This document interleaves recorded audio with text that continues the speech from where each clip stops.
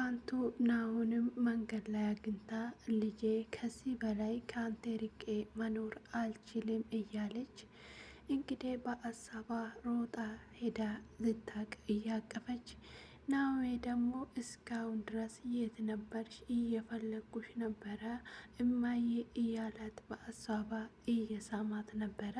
እንግዲህ ናሆምም ተደብቃ እያየችው ነበረ። በሀሳቧ ነው ሁሉ የተከናወነ። እንግዲህ ሁለቱ በጣም እየተሳሳሙ እኔ ራሱ በጣም ደስ ብሎኝ ነበር፣ የእውነት ማስሉኝ ማለት ነው። እንግዲህ በጣም የእውነት ደስ የሚል ስሜት ነበረ። እናትና ልጅ ተገናኝተው፣ ነገር ግን በሀሳብ ነበረ ይሄንን የሆነው። ሰላም ሰላም፣ ውድ ሀገሬ ልጆች ለሁላችሁንም ሰላም ይብዛላችሁ። የናሆም ድራማ ተከታታዮች በሙሉ እንግዲህ ዛሬም ደግሞ እንደተለመደ በአዲስ ቪዲዮ መጥቻለሁ። ቪዲዮውን ከወደዳችሁ ላይክ እና ሰብስክራይብ ማድረጋችሁን አትርሱ። ቤተሰቡ የሆናችሁና እንዲሁም ደግሞ የምታበረታቱኝን ሁላችሁንም ሳላመሰግነው አላልፍም። እግዚአብሔር ያክብራችሁ፣ ክበሩልኝ እንድላችሁ ወዳለሁኝ። ዛሬም ደግሞ ወደ ተከተለው ድራማችን እናልፋለን። እንድትከታተሉ ስል በአክብሮት ጋብዣለሁ።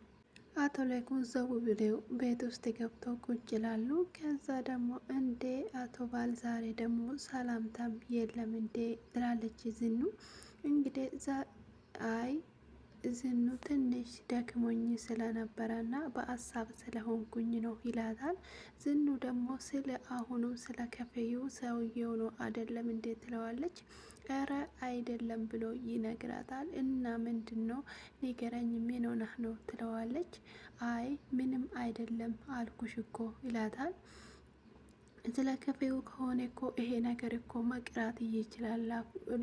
ይሄን ያህል የሚያስጨንቅ ነገር ምንድን ነው? ሌላ ስራ እኮ መግባት እንችላለን። ከዚህ ሌላ ስራ የለም እንዴ ትለዋለች። አይ አይደለም አልኩሽ እኮ ይላታል። እና ምንድን ነው እንዲህ ያስጨነቀ ነገር ትለዋለች። አይ ስለ ፋንቱ ነው ይላታል። ፋንቱ ደግሞ ምን ሆነች ትለዋለች ደንግጣ። አይ ምንም አልሆነችም፣ እንግዲህ ለልጅ ፈልጌ አገኛለሁ ብዬ ቃል ገብቼለት ነበረ እና ስለዚህም ነው እየፈለግኩ ነበረ፣ ግን አላገኘዋትም ይላታል። አዎ ለልጅ ቃል ገብታል፣ እንግዲህ ከየትም ቦታ ፈልገ አምጣት ትላለች። እሱም ደግሞ ያው በወረቀት ላይ በሁሉም ስፍራ ቦታ ለጥፊያታለሁ ይላል። ከዛም እሷም የተሻለ ነገር አድርገዋል፣ እንግዲህ በዚህ የሆነ ፍንጭ ሊገኝ ይችላል ትለዋለች። ናሆም እንግዲህ ሚስቱ ጋራ ቁጭ ብለው ከናሆም ጋራ ሌላ ቦታ ወጥቶ እስቲ ዛሬ እንኳን ወጣ ብለን የራሳችን ነገር እናውራ ትለዋለች። እንግዲህ ያው አንቺ እኮ ማለት እና ትላታል። ከዛን ግን እኮ ፎቶና የሰርጋችን ፎቶና እንዲሁም ደግሞ እንትኖቹ ደርሶ ነበረ ብለሽኝ ነበረ ትላታለች። አይ ለአንተ እኮ መጀመሪያ ስለሚሰጥ አንተ የመጀመሪያ ጉዳይ ነው፣ ለዛ ብዬ ነው እንጂ አዎ ደርሷል ትላለች። እና ለምን አትቀበይም ነበር? ለአንተ ቅድማ ሊሰጥ ብዬ ነው ትለዋለች። እሱም ደግሞ አንቺም እኮ ለመጀመሪያ ጊዜ የሚሰጥሽ ጉዳይ ነሽ ይላታል። እንደውም የሰርጋችን ቀን በደንብ ስላዘፈንኩልሽ ይዘፍንልሻለሁ ይላታል። ናሆም ደግሞ እረ እባክህ ናሆሜ ስለፈጠረ ተወኝ ትለዋለች። ከዛ እሱም ደግሞ እረ በምንም ነገር አልተውሽም፣ አንቺ የመጀመሪያ ጉዳይ ነሽ ይላታል። እንግዲህ በዚህ ይዘፍንለታል። አንተ እኮ አትዝፈን ትለዋለች። እረ እባክህን ሰው ዝቅብኛል እያለችው ነበረ፣ እየለመነችውም ቢሆን እንግዲህ ዘፈኑን እንግዲህ ዘፍኖታል። እድሜህን ሁሉ እየሳክልኝ እንድትኖሪ ነው የሚፈልገው ይላታል። ምን ችግር እንግዲህ ምን ዋጋ አለው? አንተ ግን እየተጨነክ ነው የምትኖረው፣ እኔ ከፊት ላይ እያነበብኩ ነበረ ትለዋለች። ስለ አቶ ተፈራ ያለውን ነገር ከአባቴ ጋር እያጣራሁት ነበረ ትለዋለች። ሰውዬው ይሄ ነገር እኔ ምንም ነገር እያማረኝ አይደለም፣ በጣም እየፈራው ነው ይላል። ትላታለች። ከዛ እሱ ደግሞ በጣም ጥሩ ቢዝነስ የሚያስገኝ ነው፣ በጣም አሪፍ ስራ ነው ይላታል። በተለይ ጉዳዩ በጣም ከባድ ይላል፣ በጣም ከባድ ይላታል። ደግሞ ግን ብዙ ጥሩ ቢዝነስ ነው የሚያስገኘው ይላታል። ስለ ስራው ህጋዊነት ግን አንተ በደንብ አስጠርተናል ወይ ትለዋለች። ሁንና ዝናሽ ይሄን ነገር ለአንቺ መናገር አልፈለኩም ነበረ። ነገር ግን ታዲያ እኔ ሳትነግረኝ እንድታደርግ ነበር አላት። ከዛ ግን እቺ ሴትዮ ግን እኔ ለመታለል ፈልጋ ነበረ፣ ነገር ግን እኔ መቼም ቢሆን አልታለልላትም ይላታል። ዝናሽ ግን እቺ ሴትዮ መቼም ቢሆን አንተ አትተውህም፣ መቼም ብትሆንም ከአንተ ልትላቀቅ አትችልም፣ ሮማን መቼም አትተውም ትለዋለች። አዎ እሷ መቼም እንደማትተወኝ አውቃለሁ፣ ነገር ግን ምንም ነገር ለሷ ስል አልታለልላትም ይላታል። በምንም አይነት እኮ ገንዘቡን ምንም አይነት ነገር እንኳን አመዛዝኜ ብሩን አለመቀበል ወስኛለሁ ይላታል። ከዛ ዝናሽ ደግሞ እሷ ግን ምን አስባ ነው ብሩን ቤቱን ሽጣ ግማሹን ልስጥ አለችው፣ መጀመሪያውንስ ለምን ቤቱን ሸጠችው ትለዋለች። እኔም እኮ ራሴን የጠየቅኩት ይሄንን ነው ይላታል። አንድ ነገር እርግጠኛ ነኝ ትለዋለች። የዋህነትን በደንብ ተጠቅማ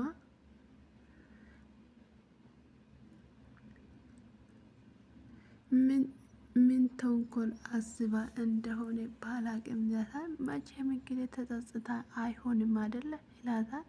አይ መቼም ቢሆን ያንተ እህት ልትጸጸት አትችልም ትላለች። እንግዲህ ምን አውቃለሁ ትለዋለች። እሱ ያንተ እህት ብትጸጸት ኖሮ እኔ ራሴ ልቤ ለይቅርታ በጣም ክፍት ነው ይላል። ከዛ ደሽ ሌጉንም ደግሞ እኔና አንቺን የሚያመሳስለን አንድ ነገር ቢኖር ሁለታችንም ለይቅርታ ልባችን ክፍት ነው ይላታል። በጅም በምስጡም ደግሞ እህት አትጸጸትም ትለዋለች። እንግዲህ ሁለታችንም ለይቅርታ ክፍት ነን ስትለው ይሄ ነገር እኮ ለኔና ለአንተ ግን አይሆንም። አሁን ግን እቺ ሴትዮ በሰላም በህይወታችን እናስወጣት። ጋሽ ሌጉን ደግሞ አይ ከአንቺ የሚደብቀው አንዳች ነገር የለም ብዬ ነው እንጂ ለአንቺ የሚነገር ነገር አይደለም ይላታል። ዝናሽ ከዚህ በኋላም ቢሆን ምንም አይነት ነገር ቢፈጠር እንዳትደብቀኝ ትለዋለች። እንግዲህ የእውነት ለመናገር በምስጢር በባልና ሚስት መካከል ትዳር ውስጥ አንድ ነገር በምስጢር የቆየ ከሆነ ቤቱ መበተኑ የሚቀር አይደለም ተባብሎ አውርቶ ስለነበረ ሁሉም ነገር እንግዲህ በምስጢር እየነገራት ነው። ሁሉም ነገር ደግሞ አሁንም ቢሆን እንግዲህ ተዘጋጅተን ካልጠበቀን ከዚህኛ ቤት ካልሳነጠን መቼም አትቆይም ይላታል። ይሄንን ስጋት መቼ ነው ከኛ ቤት የሚቆመው ትላለች። ምናልባት እንግዲህ ከሷ ጋር ባትገናኙም ካልታገኘን ትለዋለች። ግን ከዚህ በኋላም ቢሆን ዳግመኛ ካላገኛት ብላ ትናገራለች። ተናዳ እንግዲህ ወደ ቤት ጥላ ትሄዳለች። ጋሽ ሌኩም ቆሞ እንግዲህ እያሰላሰለ ነበረ። ስለ ቤቱና ስለ ሁሉም ነገር ምን ማድረግ እንዳለበት እንግዲህ ከራሱ ጋር እያወራ ነበረ። በአሁኑ ግን እኔ እየፈራው ነው ይሄ ነገር ወዴት እንደሄደ እያለች ናይም እየተከራከረችው ነበረ። ናኦሚ አባቴ ሁሉም ሰው ነው የሚያምነው፣ ስለዚህ ወደ ገደል እንዳይከተን ትለዋለች። በአሁኑ እንኳን እውነተኛን ሰው ነው ያመነው ትላለች። አይ እኔ ባለፈው ነግሬ ነበረ፣ እንደዚህ የሚያምን ሰው ነው ጉድ ያደረገው እኛን ከቤታችን አውጥቶ ጎዳና የጣለን በደንብ የሚያምን ሰው ነው ትለዋለች። ግን ይሄንን ሳልነግር አልቀረውም። አንድ ጊዜ ተሳሳተ ማለት ሁል ጊዜ ይሳሳታል ማለት ሁል ጊዜ ይሳሳታል ማለት አይደለም ይላታል። ደሞም ስለ ስራው በደንብ አድርጌ ለማጣራት ሞክራለሁ ይላታል። አንተ እንዴት ስለ ፋርማሲ ሙያ ምን አውቀ ነው የተመረመርከው ትላለች። ከዚህ ጋር ምን ያገናኛል ትላታል።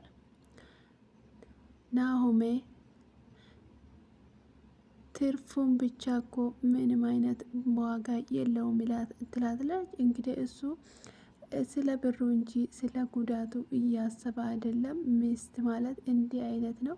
እንግዲህ እሷ ርቃ ነው ያሰበችው። እሱ ደግሞ በቀላሉ ብሩን ብቻ እንዴት ማግኘት እንደሚቻል እንጂ ነገ ጠዋት የሚመጣውን ችግር እየተረዳት አይደለም።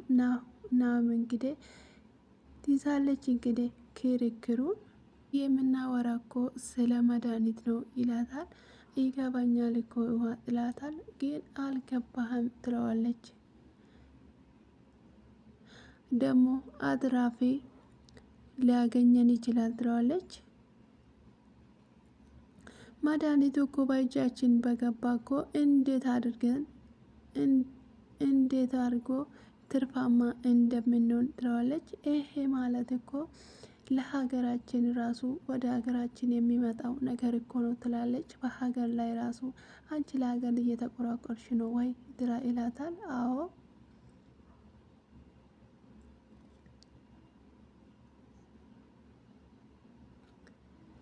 ለሀገር ጋር ተቆርቋሪ ሆናለሁ አትይኝም አይደለም ይላታል። አዎ ለምንድን ነው ተቆርቋሪ ማለት ነው? የዛሬውን ተው። እኔ እኮ ልጆቼን ወልጄ እዚች ምድር ላይ ነው የማሳድገው። እንዴት ነው የማልቆረቆረው ለልጆቼስ ለልጅ ልጆቼስ ትለዋለች። ለማንኛውም ይሄን ነገር ለማንም አትናገሪ፣ በተለይ ደግሞ ለዳድ ይላታል። ለምን ብላ ትጠይቃለች። የድርጅቱን እልፍ ነገር ሁሉም ነገር ለእኔ ሰጥቶኛል አይደለም ብለው ይጠይቃታል። አዎ ሰጥተዋል፣ ግን ድርጅቱን እኮ ወደ ገደል እንድትከተው አይደለም ትለዋለ። ከችግሩ እንድታወጣ ነው እንጂ ከችግሩ ወደ ችግር እንድትከታ አይደለም ይላል። አይ ውሃ ምን ማድረግ እንዳለብኝ እንግዲህ ለአንቺ ማን ማድረግ እንዳለብኝ እንግዲህ አንቺ ታውቃለሽ። ድርጅቱን ከፍ አድርጌ ለአባቴ ማሳየት አለብኝ፣ ያለብኝ ችግር ታውቃለህ ይላታል። አዝናለሁ ናኦሚ፣ ይሄንን ማድረግ አልችልም ትለዋለች። ይሄንን ድርጊት አይቼ በቀላሉ ዝም ማለት አልፈልግም። ደግሞ ጥሩ ጊዜ አሳልፋለሁ ብዬ ነበር የመጣ፣ አሁን ስለ ደበረኝ ልሄድ ይላታል። ኑሃ ከዚህ ችግር ለመውጣት ምን ማድረግ አለብን ይላታል። እንግዲህ ኑሃን ጥላት ትሄዳለች።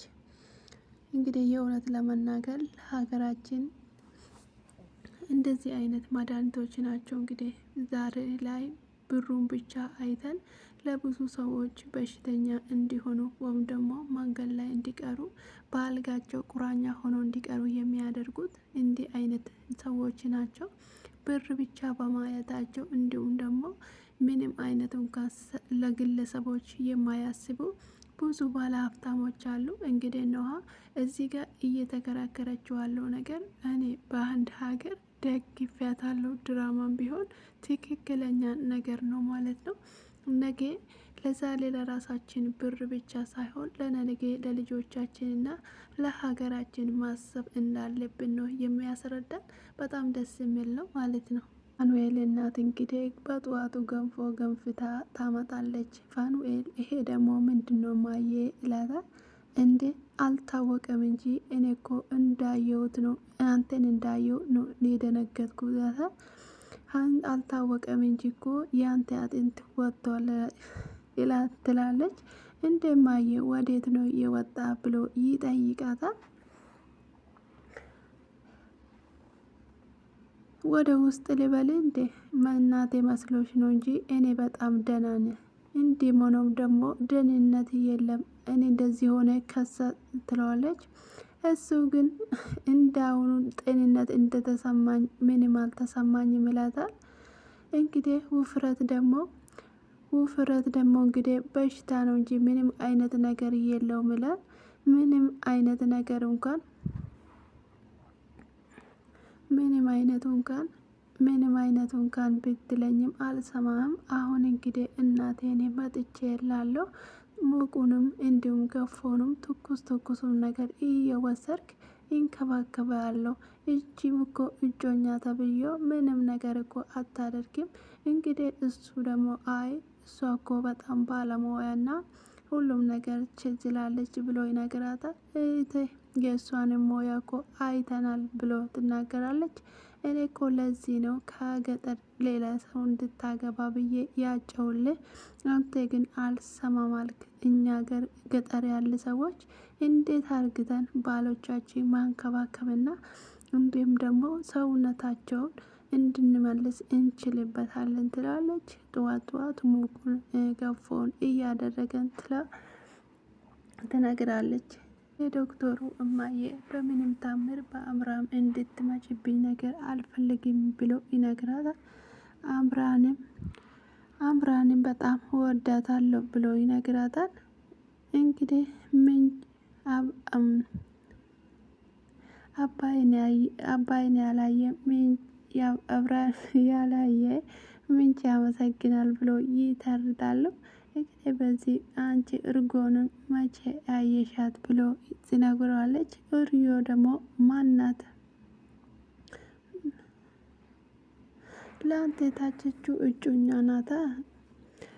ደግሞ እማዬ በዚህ ሰዓት ጊዜ በዚህ እንዴት አድርጌ እኔ ያልፈለግኩ ነገር ግን እንዴት ላገባ አልችልም ትለዋለች። እኔ ያላወቅኳትን ሚስት እንዴት ላገባ አንድ ቀን እንኳን አይቻት የማላቀውን ሴት እንዴት አድርጌ አገባታለሁ ትላታለች። እንዴ የናየ ፈቴ ልጅ እኮ ናት ከመቆየቱ በፊት ረስታት ይሆናል እንጂ ትላለች። አሁን ስልችት ያለኝ ስትለው ካፋ እንኳን ሳታስጨርስ እንዴ ከአህያ ጋራ የዋለች ግድር ፈስ ነው ምንድነው ትለምዳለች ትላታለች። ምን አለበት እማዬ ብትሰሚኝና እሷን ትንሽ ጊዜ እያት ግን ከዛ ወደ አንቺ ካልወደድሻት እኔ እሷን ራሱ አገባታለሁ ይላታል። ሞያውንም ጸባዩን አይተሽ ከዛ ወደ ሌላ እንዳልሽው አገባለሁ ይላታል። ስለዚህ አይተ ካልወደድኳት ግን ርጉባንን ታገባለሽ ወይ አለቻት። ግን እማዬ ግን አውቀሽ እንድትጠላት ትጠላለህ ወይ ትለዋለች። አይ አይደለም እንግዲህ ችግር የለውም ይላታል። ግን እሺ ችግር የለውም በሀሳቤ ተስማማ ትለዋለች። አዎ ተስማምቻለሁ ትለዋለች። አሁን ይህንን ገፎ ብላና ከዛንን ቡላ ደግሞ ሰራላለሁ ትለዋለች። ከዚህ በላይ እማዬ እኔ ከዚህ ቡላ ሌላ አልፈልግም ትለዋለች። እሺ አሁን ብላ ትለዋለች። እማዬ ግን ይሄ ቡላ ያልሽው ነገር እባክን ይቅር ትለዋለች። ካልሆነ ወደ አጥሚት ቀይረዋለሁ ትላለች እናትየው። እንግዲህ ይሄንን ማድረግ አለብኝ ትለዋለች። እንግዲህ ለግልጽ ግዴታ እንግዲህ ይህንን ገፎ አንቺ ስላልሽ እበላለሁ ይላል። እንግዲህ ሌላውን ሰርቼ አመጣልሃለሁኝ ይሄንን እንግዲህ ብለው ትለዋለች። እማዬ በቃ አመረረች ማለት ነው እያለ በግድም በሆን ገፎን እየበላ እናታቸው እንግዲህ አጥሜቱን ሰርታ ትመጣለች። እማዬ ምን ሞታታለሁ እንጂ እቺን አጥሜት አልጠጣም ይላታል። አንተ ከምትሞትብኝ እንግዲህ እኔው ራሱ እጠጣለሁ ብሎ ይጠጣል። እንግዲህ ቀረብክ እያሉ አጥሜቱን ይጠጣሉ። ሲምባ እንግዲህ ራሱን በጣም ቀይሮ ቁጭ ብሎ ምግብ እየበላ አትወጣም እንዴ እያለ እየጠበቃት ነበረ ፋንቱን እንግዲህ በድንገት መጣች። ወይዘሮ ፋንቱ እንብላ ይላታል። ደነገጠችና ዛሬ ደግሞ ምን ይመስላል ትለዋለች። ለሆቴል ነው ያስመጣው ተመላሽ አይደለም ትለዋለች። ቤት አትበላም ነበር እንዴ ትለዋለች። ምንም አርጌ ምን ቤት አለኝ ብለሽ ነው ለኮማንደሩ እንዴት አድርጌ እበላለሁ ብላ ነው። ኮማንደሩ የእውነት አንተ ልክ ነበርክና ሰውዬው ባለግበት ቦታ እንድትገደል እያለ እያወራ ነበረ ትለዋለች። ደግሞ ወዴት እየሄድክ ነው? ወይስ እኔን ለማየት ሰበብ አርግተሽ ወጥተሽ ነው ብሎ ይጠይቃታል። አንተ ደግሞ ተው እንጂ እኔ ወይዘሮ አዜብ ልካኝ የኮማንደሩ ሚስት ማለትሽ ነው አደለ ይላታል። አዎ ደግሞ እኮ ስለ እሷ ነገር ምንም አላወራሽኝም ብሎ ይጠይቃታል። ነገር እኔ ከእሷ ምንም አይነት ጉዳይ የለኝም ከእሱ ነው እንጂ ችግር የለውም ትለዋለች። እንግዲህ ወሬ ሁሉ አንተን ለማስገደል ነው ምናምን ብሎ ትነግረዋለች።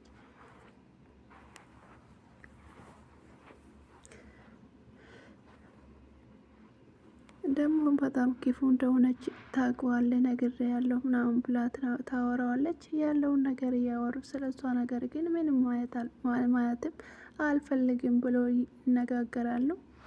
አሁን አንተ ወደ እስር ቤት መመለሱ ነው አይደለ እንዴ የፈራው ትለዋለች። እኔ ምንም አይነት ችግር የለብኝም፣ ግን ሸጠቦ ፊቲ ማግኘት አለበት ይለዋል። ደግሞ እኮ ብር ተቀብያለ ልብስ ልግዛልክ እንዴ ትለዋለች። እረ እኔ መቼ ልብስ አጣው፣ እኔ እኮ ልብስ አጥቼ አይደለም ይላል። አንቺ ግን እንደዚህ የምታስብልኝ ለምንድን ነው ይላል። አንድ አባት ለልጁ ብሎ መስዋዕት እየከፈለ እንዴት ነው የማላዝነው? የወንድ ልጅ አባት ነኝ ካልከኝ ወደ የእውነት ስለ አንተ ማሰብ ማቆም አልቻልኩም ይላል ትለዋለች። የእውነት በጣም ነው ያሳዘነችኝ እኔን ራሴ። አብርሃምና እንግዲህ ዶክተሩ እባክሽን እንግዲህ ጉድጓድን መሲ አላልኩሽም ይላታል። እንግዲህ አሁን ያልወደደችው ማንነትሽን ቀይረሽ አሳይኝ ይላታል። እባክህን ዶክተሩ እንግዲህ እኔ ምንም አይነት ነገር አልችልም ትለዋለች። መሆን ካልቻልሽ እንግዲህ እኔ አላስጨንቅሽም ይላታል። ሌላ አማራጭ ይኖር ይችላል እንዴ ይላታል። ሌላ አማራጭ ምን አለ እንግዲህ ሳልወዳት ያችን ልጅ ላገባት ሌላ በስተቀር ምንም አልችልም ይላታል። ደግሞም ስላደረግሽልኝ ነገር ሁሉ አመሰግናለሁ፣ ምንም አይነት ነገር ደግሞ ከዚህ በኋላ አላስቸግርሽም፣ አላቆስሽም ይላታል። እሺ በቃ እሞክራለሁ ብላ በሀሳቡ ትስማማለች። ዶክተሩ በጣም ደስ ያለው እና አመሰግናለሁ ይላታል። እንግዲህ በጣም ከባድ ነበረ የእውነት ለመናገር። የኔ ልጅ ዳግም ለምንድን ነው ማትረዳኝ? ከዚህ በኋላ ትንሽ ነገርም ቢሆን እኮ ከኔና አንተ መራረቅ አለብን ብሎ ይነግራል። ምንም አይነት ደግሞ አደጋ እንዳይገኝብኝ እኔ ሁል ጊዜ ይከተላለሁ ብሎ ይነግረዋል። ሁሉም ነገር እንግዲህ በሩቅ መሆን ነው ያለበት ለእኛና ለአንተ ስል ብሎ ነበረ። እሱ ዳጊ ግን ምንም አልቻለም።